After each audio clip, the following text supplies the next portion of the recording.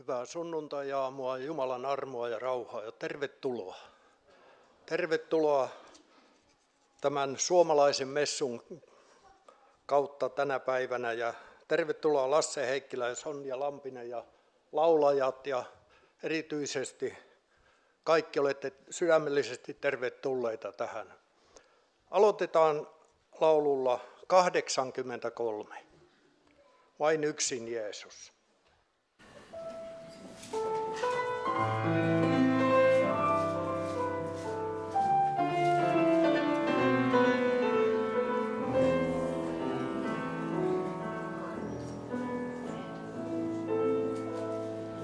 Vain yksin Jeesus, hän mulle riittävi. Vain hänen luonaan tyyntyisen meni. Vain luona ristin hiljaa vartoen. Saan kaiken häneltä, mä mitä tarvitsen.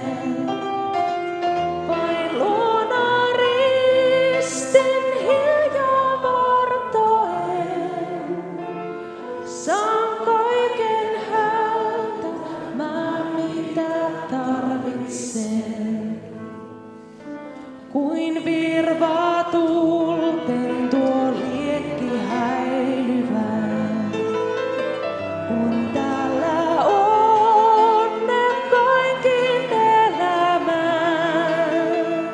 Pois rientää hetket, tunnen päivien, vain Jeesus antaa voi onnen ainaisen. Pois rientää hetket, tunnen päivien, vain Jeesus antaa voi onnen ainaisen. Vain Jeesus riittää, kun kaiken peittää yö ja sydän tuskan täyttämänä lyö. Kun kuljen kautta korven pimennon, vain Jeesus riittää, hän yksin luonain on. Kun kuljen kautta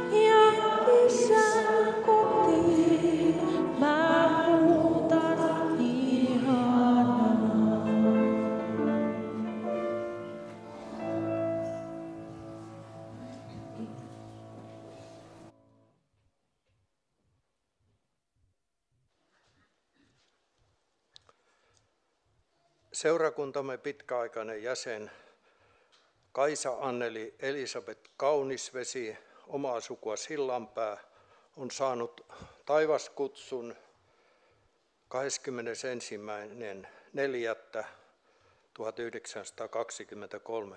Hän oli syntynyt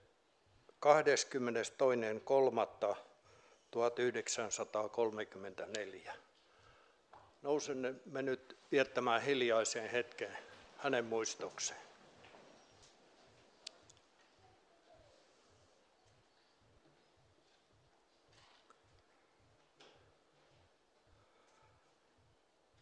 Herra, sinä sanot sanassasi, että opeta meitä laskemaan päivämme oikein, että saisimme viisaan sydämen. Kiitos, että Anneli sisar sai ottaa sinut vastaan ja löytää sinut omana vapahtajanaan.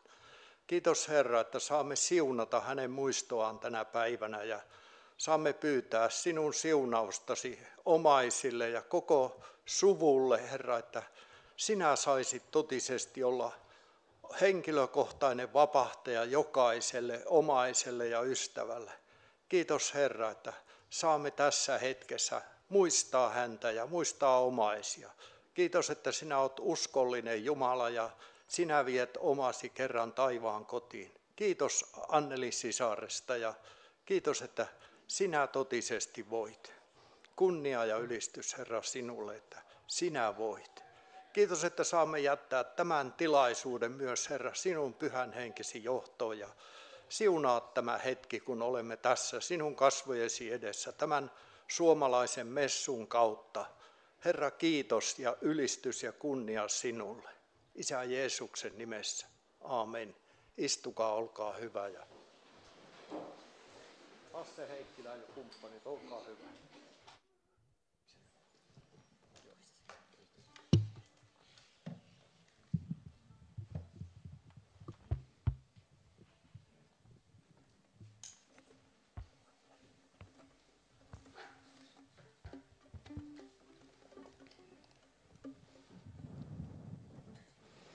Hän, joka on niellyt kyyneleensä kurkien lähtiessä. Yö hangella maannut revontulten helmoissa. Hän, joka on nähnyt unta joutsenista, ääneen nauranut loiskauttaessaan vapaata vettä. Hän tietää, mitä on olla suomalainen.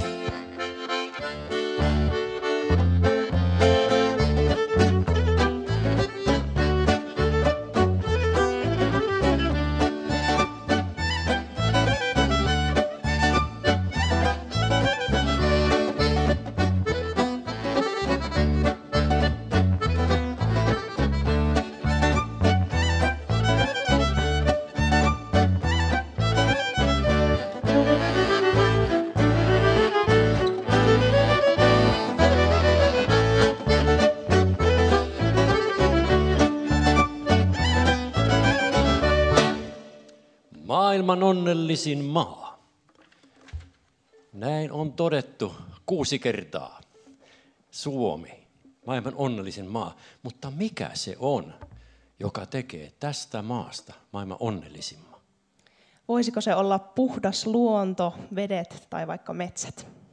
Vai onko se tämmöinen inhimillinen asia, sosiaalinen turvaverkko, joka poimii kyytiin ne, jotka on vaarassa pudota kärryiltä? Vai voiko se olla vuoden ajat, sama paikka aivan erinäköinen viikon päästä? Mikäs Sonja sinun mielivuoden aikasi on? No pakko sanoa kyllä, että tykkään kaikista vuodenajoista ja erityisesti niiden vaihtelusta, voisin sanoa. No se sopii hyvin, koska nyt sitten lauletaan niistä kaikista. Vuosi luojan kämmenellä. Onko ihan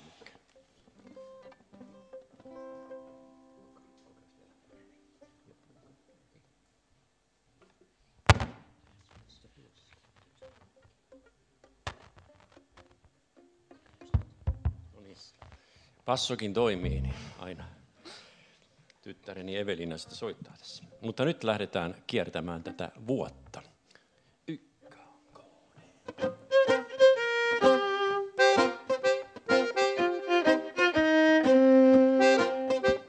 Silkki uikku soutaa pitkin järven pintaa, laineet ne rantaa muistuttaa. Kämmenensä uurteessa luoja meitä kantaa, armossansa maailma rauhansa. Kämmenensä uurteessa luoja meitä kantaa, armossansa maailma rauhansa.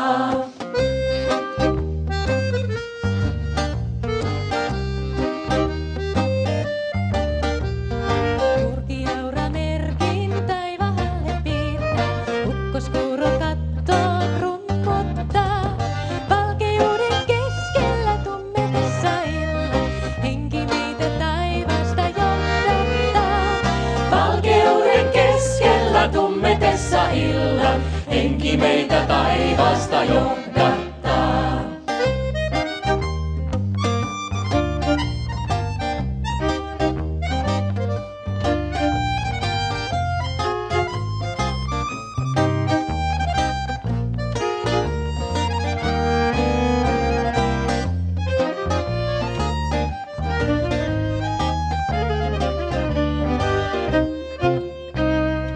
Punatulkkuperhe pakkasessa istuu, lumihuntu luontoa lohduttaa. Lämpimintä täällä on huolenpito Herran, iluiselle suojan hän tarjoaa. Lämpimintä täällä on huolenpito Herran, viluiselle suojan hän tarjoaa.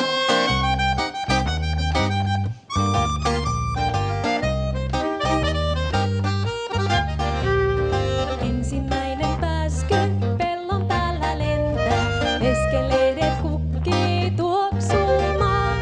4 vuoden aikaa ja kämmen suuren luojan, voiko olla paikkaa sen rakkaampaa? 4 vuoden aikaa ja kämmen suuren luojan, voiko olla paikkaa sen rakkaampaa? Alussa oli Suo, Kuokka ja Jussi. Näin aloittaa Väinö Linna kuuluisan Pohjantähti-trilogiansa. Täällä Pohjantähdellä on trilogia. Mutta miten ihmeessä se Jussi kuokki siitä Suosta maailman onnellisimman maan? Itsenäistymisen vuosi 1917 voisi kuvitella merkinneen monille suomalaisille melkein vapauden synonyymiä. Mutta niin kuin tiedämme, niin itsenäistymistä ei suinkaan seurannut sellainen vapauden, ihanuuden riemujuhla, vaan jotain ihan muuta. Sotahan siitä tuli, kun työläisväestö ja porvariksi kutsutun kansanryhmän väliset näkemyserät kärjistyivät. Sodan aikana näitä porvareiden joukkoa kutsuttiin valkoisiksi ja työväestöä punaisiksi. Väkivalta synnyttää lisää väkivaltaa, katkeruutta, koston kierteen. Ja näihin syyllistyttiin molemmilla puolilla. Raamatussa sanotaan sananlaskujen kirjassa näin. Joka rikkomuksensa salaa ei menesty, joka ne tunnustaa ja hylkää, saa armon. Jumalan sana sanoo myös, että kaikki ovat syntiä tehneet ja ovat Jumalan kirkkautta vailla. Tunnustetaan tässä ja nyt Jumalalle se kansalaissota, joka riehuu meidän keskellä, perheissä, työpaikoilla, suvuissa, ihmisryhmien välillä, joskus jopa seurakunnassa. Tunnustetaan se syntinä ja Jumala antaa sen meille anteeksi. Itkua katuvan kanssa.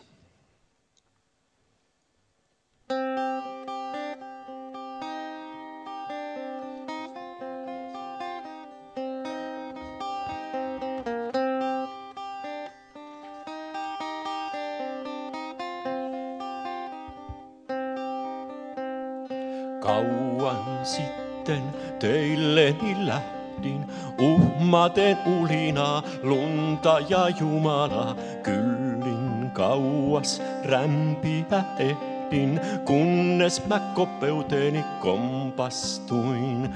Annoin harhaan viettien viedä, heittäen meluten kuiskausta sydämen. Luulin, ettei Herrani tiedä oikeita avaimia autuuteen. Itkua katuvan kansan silmästä pimeän ansan. Kuuletko Isä, kun pyydän anteeksi sydämestäin? Itkua katuvan kansan silmästä pimeän ansan. Kuuletko Isä, kun pyydän anteeksi sydämestäin? Syytteen vastaan veljeä nostin, siinä on vikapää, hirteensä vetäkää. Tuomio viipyi, itse jo kostin, miekalla oman käden oikeuden. Kaivoin haudan rintaani routaan, peittelin kirroten tunteeni syteen. Ämmät, lapset, itköä joutaa, myös se ei ole, joka pillittää. Itkua katuvan kansan silmästä pimeän ansan. Kuuletko Isä, kun pyydän anteeksi sydämestäin? Itkua katuvan kansan silmästä pimeän ansan. Kuuletko Isä, kun pyydän anteeksi sydämestäin?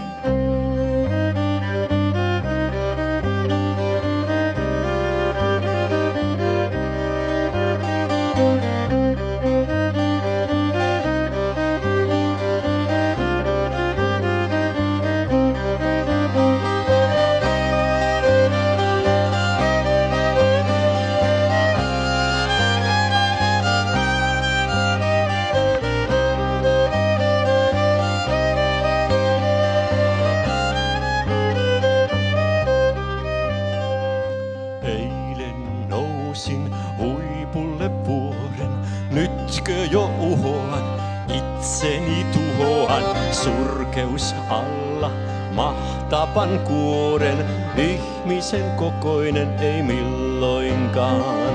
Itkua katuvan kansan silmästä pimeän ansan.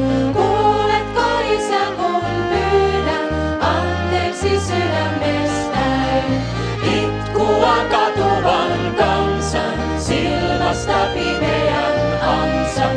Kuuletko Isä, kun pyydän anteeksi sydämestäin?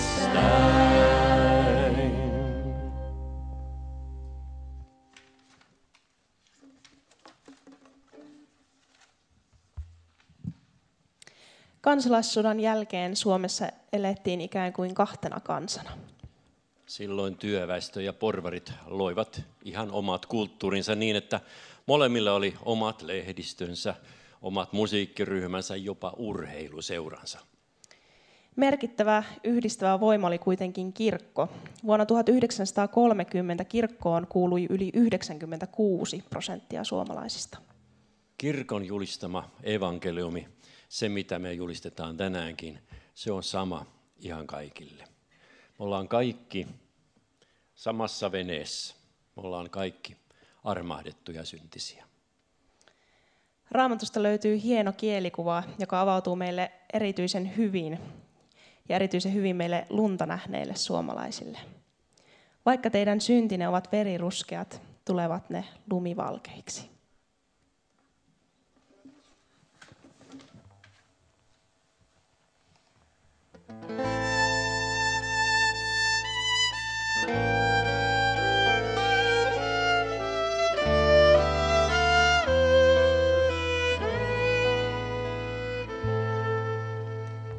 Niin kuin on hanki valkoinen, kirkkaimman auringon alla, puhdistuu tunto ihmisen armolle antautumalla. Joka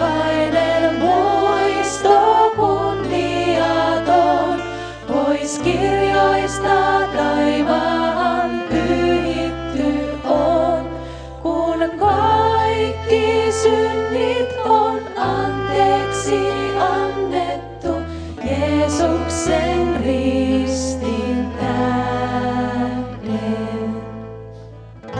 Kuin on taivas ääretön, loputon aaltojen tarmo. Rakkauden lähde on ehtymätön, ikuinen Jumalan armo. Kaiken hän tietää viisaudessaan, ja kuitenkin valmis on unohtamaan. Synnit on anteeksi annettu Jeesuksen ristin tähden.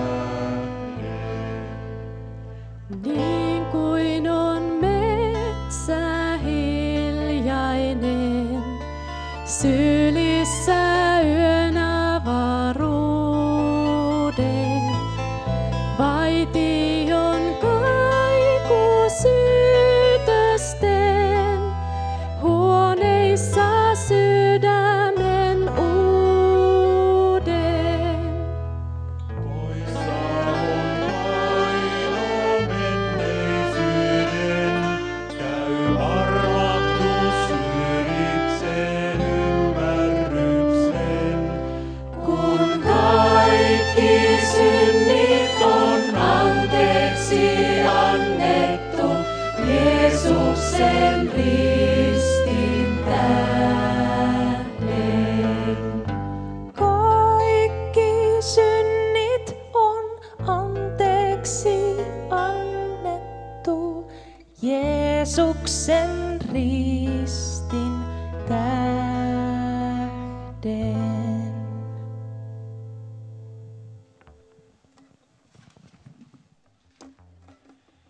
4 vai 2?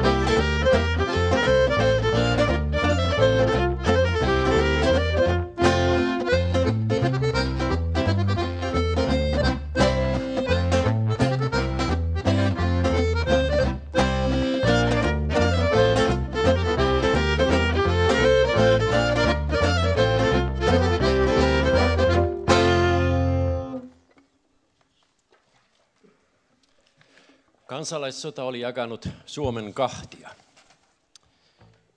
Paradoksaalista on se, että se mikä yhdisti Suomen kansa uudelleen, se oli taas sota. Sitä sotaa ei käyty veli veljeä vastaan. Itänaapurimme Neuvostoliiton hyökkäys pakotti suomalaiset samaan rintamaan puolustamaan itsenäisyyttä. Sotien lopputulos, se on ihme. Kaikista Neuvostoliiton pienistä itänaapureista, länsinaapureista ainoastaan Suomi pystyi säilyttämään itsenäisyytensä. Siitä maksettiin kova hinta, 10 000 ihmishenkiä. Itsenäisyys säilyi, mutta Suomineidon helmasta repäistiin iso pala. Yli 400 000 suomalaista joutui jättämään kotinsa. Sodan henkeä tiivistää hyvin sanonta, joka on säilynyt näihin päiviin asti. Kaveria ei jätetä. Ja näin sotaa paineet ihmiset sieltä Karjalasta, niin heidät onnistuttiin asuttamaan jäljelle jääneelle alueelle. Monet suomalaiset luopuivat omista maistaan ja rakennuksistaan antaakseen mahdollisuuden pakolaisille aloittaa uusi elämä. Ei unohdeta tätä.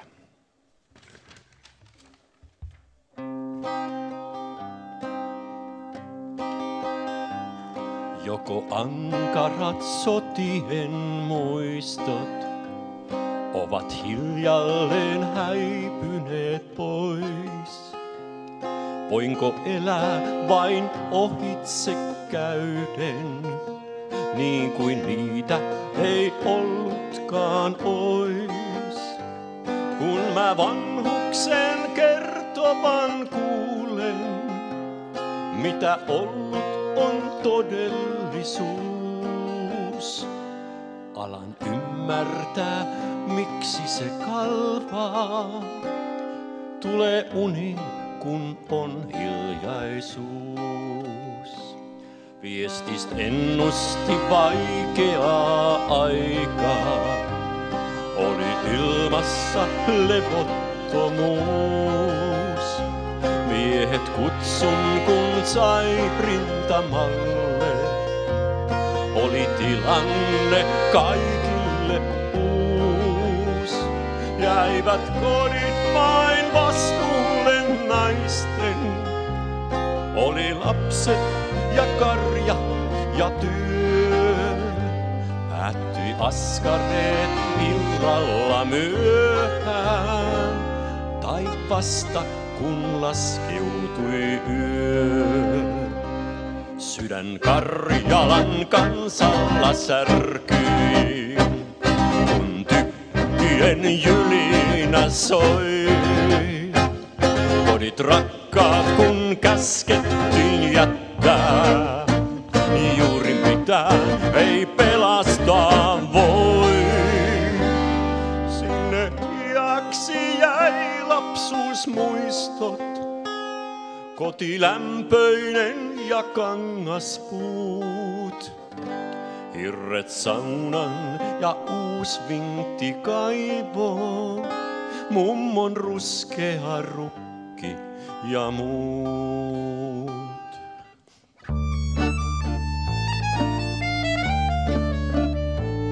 Kylän karja pian laumaksi koottiin, sitä johtamaan tyttöset käy. Kuka huomista miettimään pystyy, kun matkansa määrä ei näy. Härkä vaunu vie kotoa poispäin, ehkä turvaa ja kortteerin saa. Kodin ikävän muistojen tuskan kanssa kohtalo toverin jaa. Ei se matka niin kauaksi vienyt, mutta tie oli louhikkoinen. Eikä vastassa jokaista oltu, ovin avoimin odottaen. Mutta mahduttiin vieraisiin nurkkiin, eestä ruokamme uurastamaan. Huoli rakkaista mielessä laittoi paatuneemmankin rukoilemaan. Joko ankarat sotien muistot ovat hiljalleen häipyneet pois? Voinko elää vain ohitse käyden, niin kuin niitä ei ollutkaan ois? Kun mä vanhuksen kertovan kuulen, mitä ollut on todellisuus. Alan ymmärtää, miksi se kalvaa. Nousee kyynel, kun on hiljaisuus.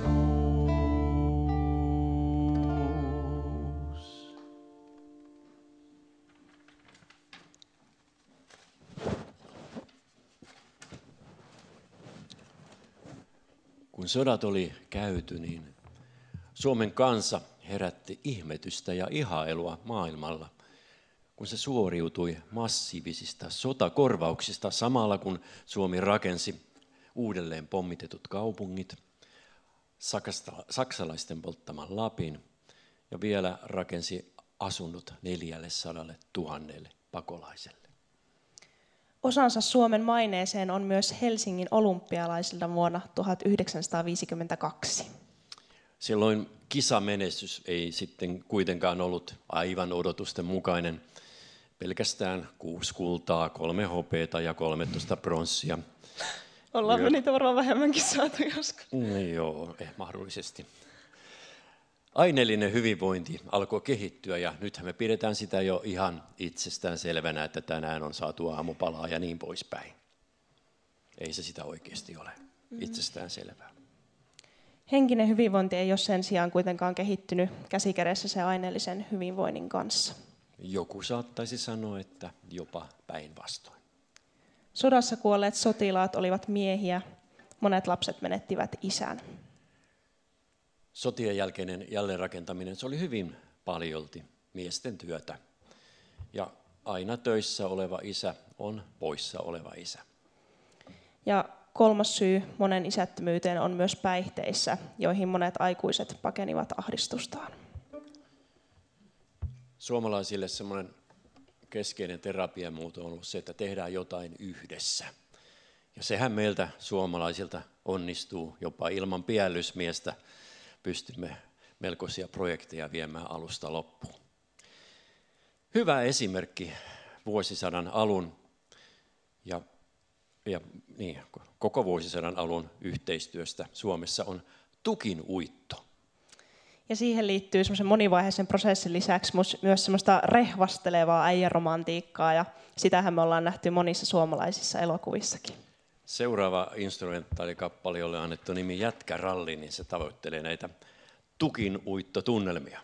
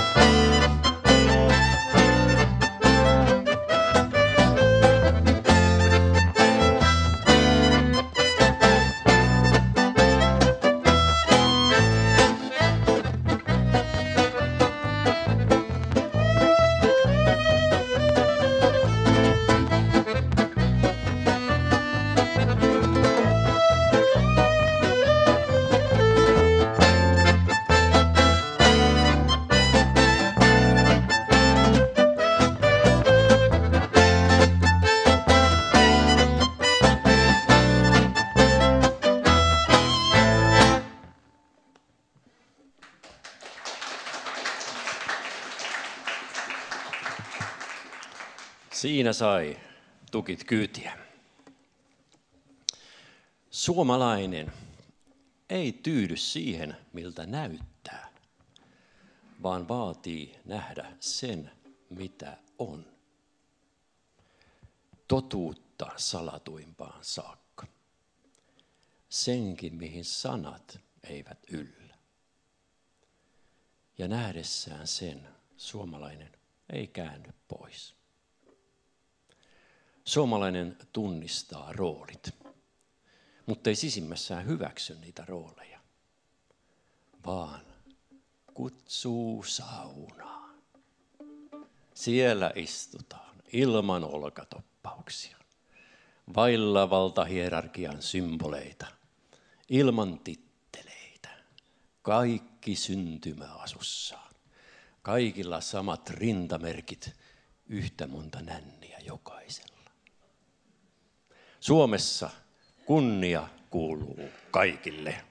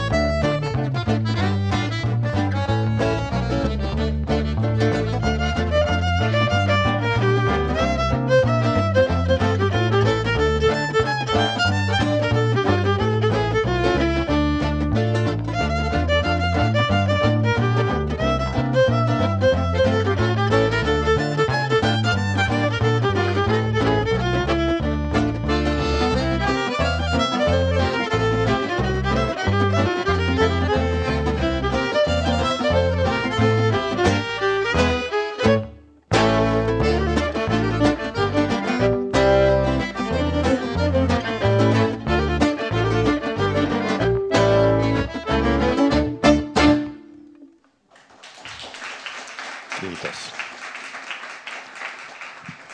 Kyllä se on nyt saarnan paikka.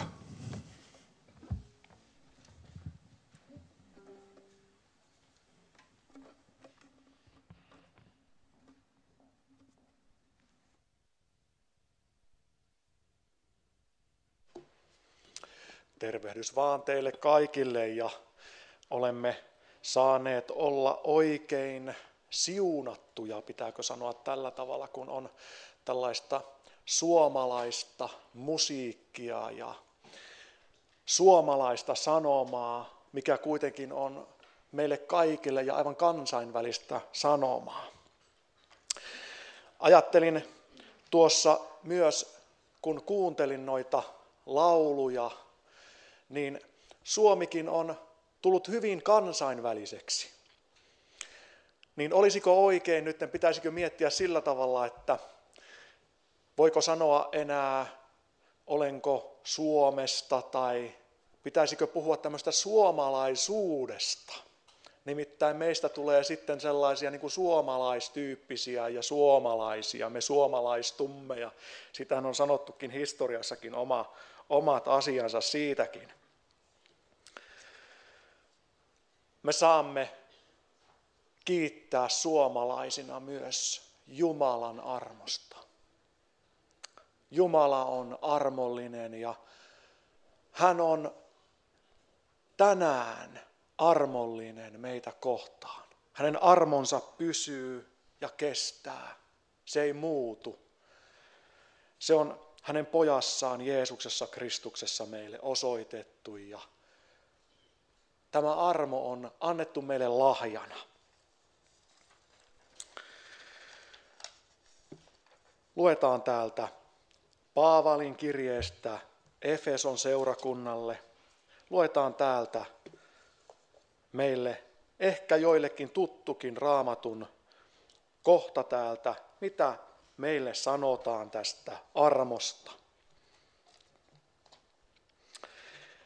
Sillä armosta te olette pelastetut uskon kautta, ette itsenne kautta, se on Jumalan lahja.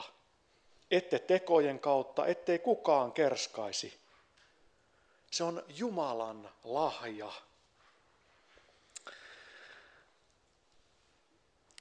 Minä tuossa sanoinkin, että meistä suomalaisistakin me olemme tulleet kansainvälisiksi ja kansainvälistymme.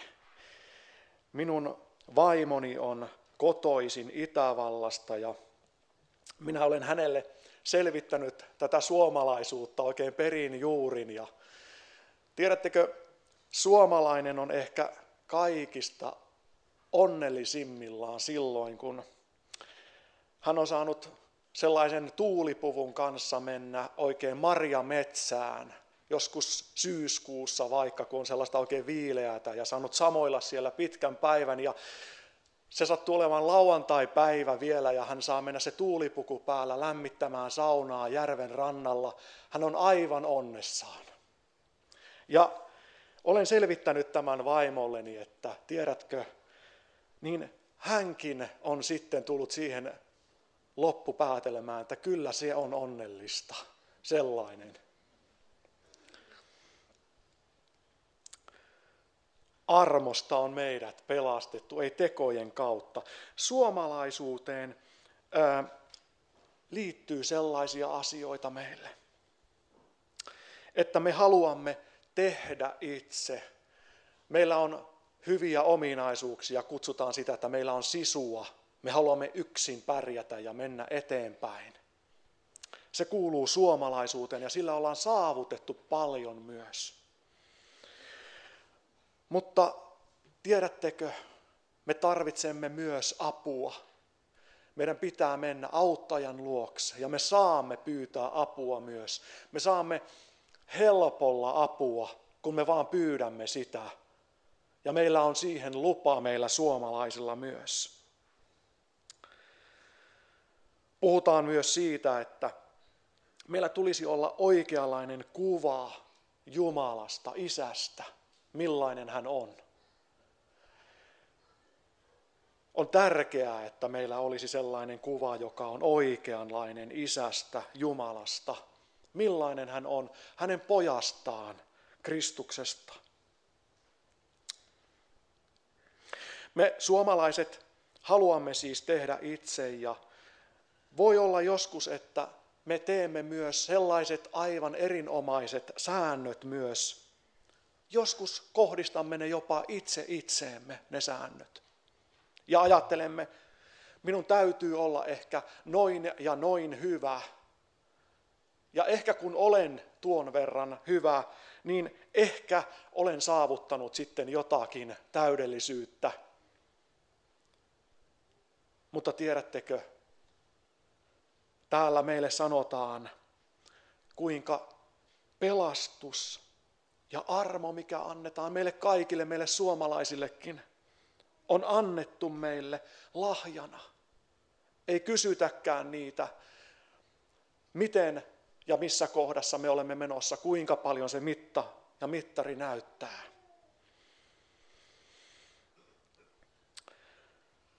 On olemassa myös, olen kuullut tällainen tutkimus, mikä on tehty kerran eri maiden välillä ja en muista, oliko Suomi tässä mukana tässä tutkimuksessa. Mehän olemme voittaneet todellakin 6 kertaa, olemme maailman onnellisin maa ja asumme onnellisimmassa maassa, saamme siitä olla iloisia ja ihan oikeasti tämä on hyvä maa. Me kiitämme Jumalaa tästä hyvästä maasta. On ollut tällainen tutkimus, missä tutkittiin paljon sitä, että mikä maa on kaikista tehokkain työelämässä. Ja siellä oli mukana tällaisia maita kuin Saksa ja Japani ja oli Yhdysvallat mukana. Nämä on kaikki hyvin tehokkaita maita, todella tehokkaita työskentelemään. Ja näistä maista on eniten lomapäiviä ja lepopäiviä on saksalaisilla. Vähiten taitaa olla siinä Yhdysvallat ja Japani taitaa olla kaikista vähiten näitä lepopäiviä, että levähdetään ja huilataan vähän välillä. Tämän tutkimuksen voittaja oli yllättäen Saksa, jolla oli eniten näitä lepopäiviä. He olivat kaikista tehokkaimpia. Vähän on sama armon kanssa ja sen kanssa, mitä Jeesus on meidän edestämme tehnyt. Me saamme tulla hänen luokseen. Kaikki on täytetty meidän edestämme. Me saamme tulla sellaisina kuin me olemme. Ehkä me ajattelemme joskus, minä olen epätäydellinen. Miten minäkin tällainen voin tulla Jeesuksen luokse tai Jumalan luokse? Mutta tiedättekö, se on evankeliumi. Se on ilosanoma. Me saamme tulla tällaisina Kristuksen luokse.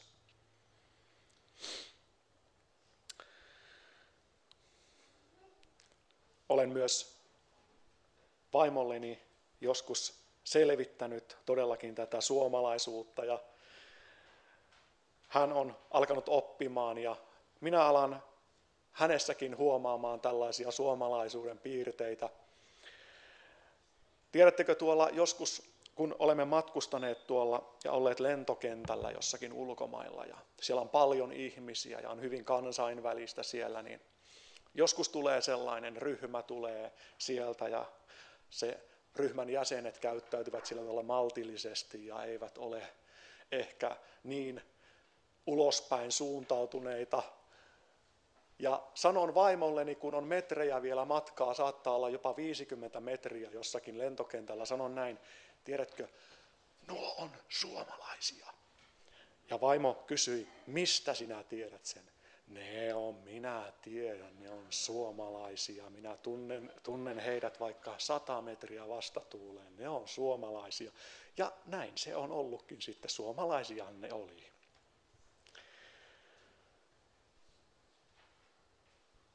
Jumala rakastaa meitä suomalaisia myös. Hän tietää tämän pohjoisen maan täällä, missä me olemme. Ja hän tietää meidän ilmaston ja kaikki nämä piirteet. Hän tietää, että joskus me yritämme itse ja ehkä menikin vähän vikaan, ei onnistunutkaan. Omat voimat eivät riittäneetkään, meni väärään tai tuli mentyä vähän tehtyä, mitä ei saisi. Voi tulla paha olo. Jumalan evankeliumin sanoma on meille kaikille. Jokaiselle meistä kuuluu tämä. Se on täytetty meidän jokaisen edestä. Tule. Kaikki on valmiina. Tule. Se tuo meille vapautta ja rauhaa. Se on täytetty valmiiksi. Se on lahja meitä kaikkia varten, sinuakin varten. Tämä on evankeliumin sana tälle päivälle. Amen. Meillä on tässä tilaisuudessa myös mahdollisuus osallistua ehtoolliseen, ja se on kaikille vapaa, ja siihen saa ihan oman tahdon mukaan osallistua. Se on tässä sitten lyhyen hetken kuluttua, muutaman laulun päästä. Meillä on myös tänään seurakuntaruokailu, eli sekin on sellainen ruokailu, me saamme yhdessä olla. Ei ole kiirettä sitten tämän tilaisuuden jälkeen, se on tuolla sivusalissa, ja siellä taitaa olla jälkiruokaakin sitten vielä tarjolla. Tällaiset rohkaisun sanat meille suomalaisille. Saamme olla suomalaisia ja saamme katsoa myös auttajan puoleen, mikä tuo meille vapautta ja rauhaa.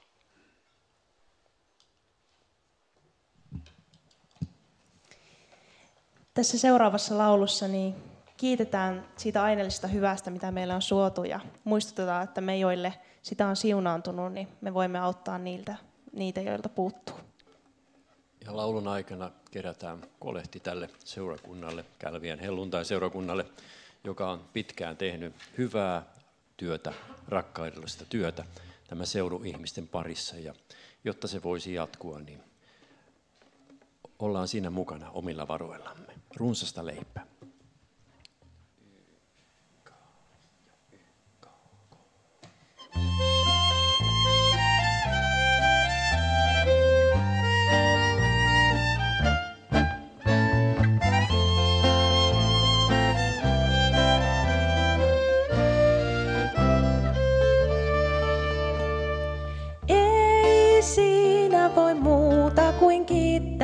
Aittansa saavat, kun aukaisee.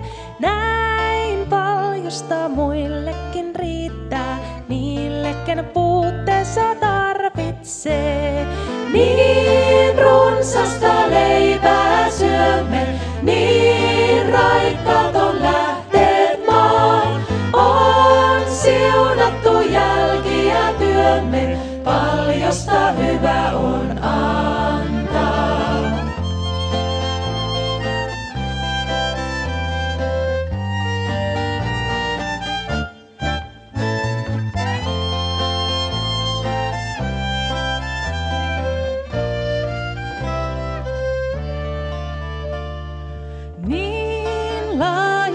Pirttien pienet, pelloilla ruista ja mansikkaa.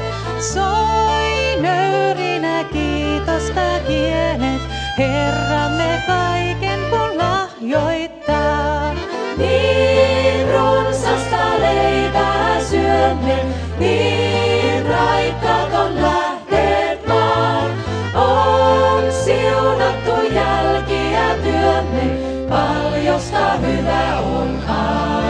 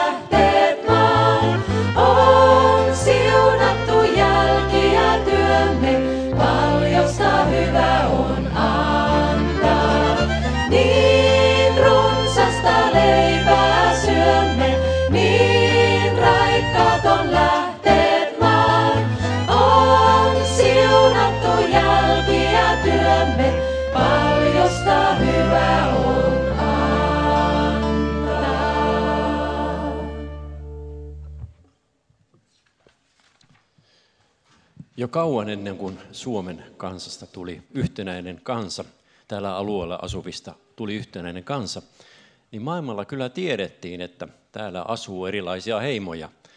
Ja kyllä ne heimot huomaa edelleenkin täällä olevan, kun vähän kiertää paikasta toiseen. Ja murrehan taitaa paljastaa aika helposti, että mistä päin Suomea oikein on, tai jopa asenne. Pati Tampereella nyt meille ei puhuta minkäänlaista murretta, ja puhutaan ihan normaalisti. Mikäs sopiskaan paremmin suomalaisen messu uskon tunnustukseen kuin eteläpohjalainen asenne ja murre? Pitkäaikaisten tutkimusteni perusteella voisin sanoa, että se asenne, eteläpohjalainen asenne eskaloituu parhaiten, kun ensin noustaan ylähän 2 jalalle.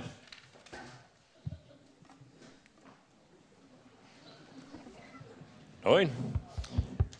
Sitten otetaan hartioiden levyinen haara-asento. Ja jos on liivit päällä, niin peukalohankaa laitetaan tähän kohtaan.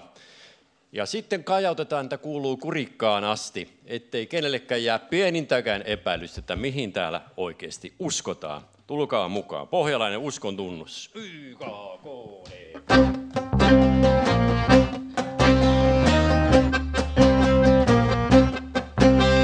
Sana suusta Jumalan saa ihmeet suuret aikaan. Sanallansa Isä Jumala on luonut maan ja taivaan. Näin minä uskon, totisesti uskon, luonut on maan ja taivaan. Näin minä uskon, totisesti uskon, luonut on maan ja taivaan. Jeesus Kristus, Jumalan poika, syntyi ihmiseksi. Sana tuli lihaksi ja maailman valkeudeksi. Näin minä uskon, totisesti uskon ja maailman valkeudeksi. Näin minä uskon, totisesti uskon ja maailman valkeudeksi.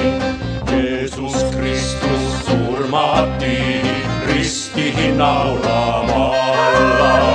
Nousemalla kuolleista hän voitti synnin vallan. Näin minä uskon, totisesti uskon, voitti synnin vallan. Näin minä uskon, totisesti uskon, voitti synnin vallan. Isän luokse taivaan maille, pilvipojan kanto. Neuvojaksi taivas meille, pyhän hengen anto. Näin minä uskon, totisesti uskon, pyhän hengen anto. Näin minä uskon, totisesti uskon, pyhän hengen anto. Mahdollista Jumalalle on meille mahdottomaa.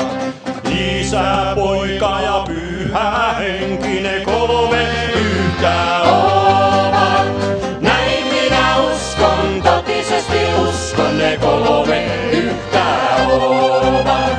Näin minä uskon, totisesti uskon, ne 3 yhtä ovat. Kuolemasta Jeesus meidän vapaiksi nosti. Elässään sen uskomalla iankaikkisesti. Näin minä uskon, totisesti uskon, iankaikkisesti. Näin minä uskon, totisesti uskon, iankaikkisesti.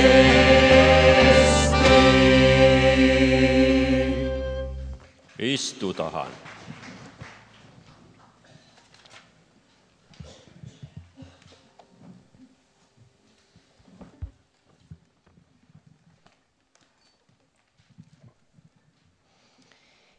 Tämä seuraava laulu on rukous. Suomalaiset on kyllä luova kansa, mutta välillä on pakko tunnustaa, että omat voimat ei riitä tai omat neuvot ei riitä. Tarvitaan Jumala.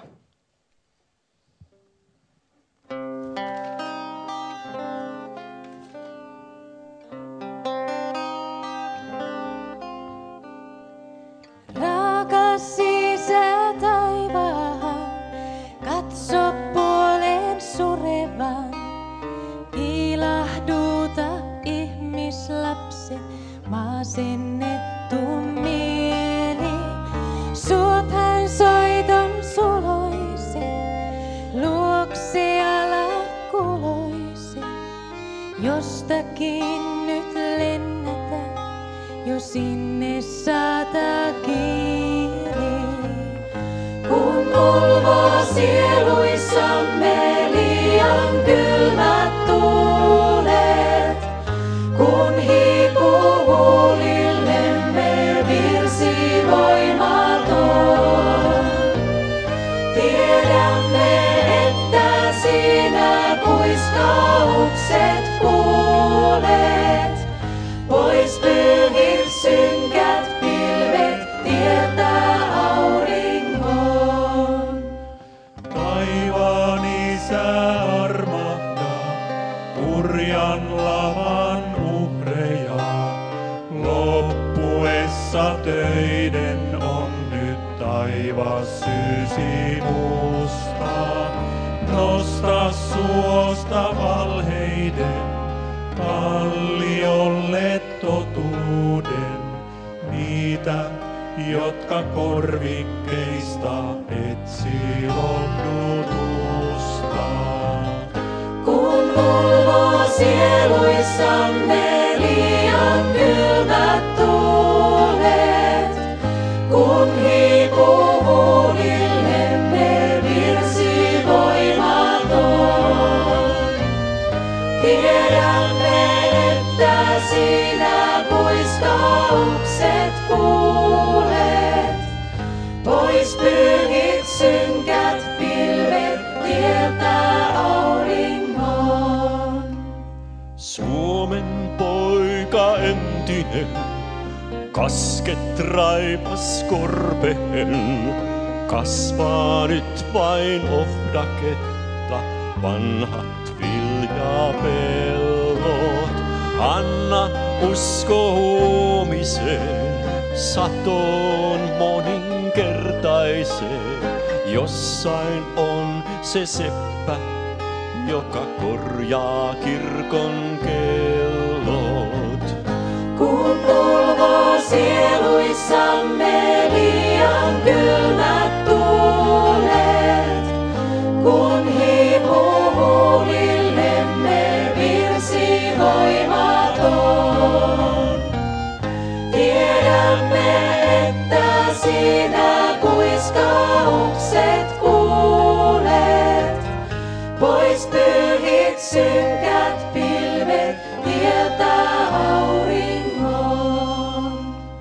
Herra, tunnet tuhannet, yksinäiset sydämet, aivan liian kauan ihmisrakkautta vailla.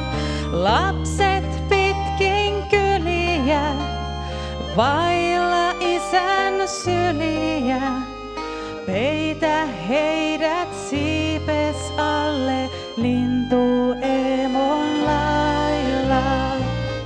Kun ulvoo sieluissamme liian kylmät tuulet, kun hiipuu huulillemme virsi voimaton,